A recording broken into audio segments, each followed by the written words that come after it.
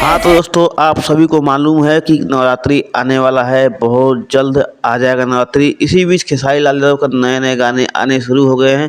आप लोग को बता दूं कि आज एक खेसारी लाल यादव का गाना आया, जो गाना आया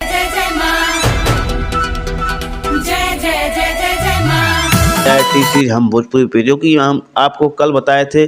इस गाने के पोस्टर जब आया था तभी मैं बता दिया था कि ये गाना आने वाला है। तो हाँ, आज रिलीज हो चुका है खेसारी लाल यादव का गाना, और गाना मैं सुन लिया हूँ। बहुत खतरनाक हो गया है गाना, और इस गाने का नाम होने वाला है, क्या नाम होने वाला तुमको मालूम है? खुश राखा माई। ये गाने का नाम है खुश राखा माई।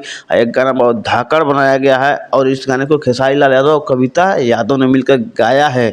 भाई मैं बता दूं कि इस गाने को लिखो कौन हो, तो इस गाने को लिखे हैं अभिषेक भोजपुरिया, और इस गाने में म्यूजिक दिए हैं मोनू सिंहा। इस गाने के वीडियो को मतलब एडिट किया है, उनका क्या नाम है, पवन पाल। अब बताइए, इतना खतरनाक गाना सब लोग गवाएंगे, इतना मज़ेदार गाना है भाई।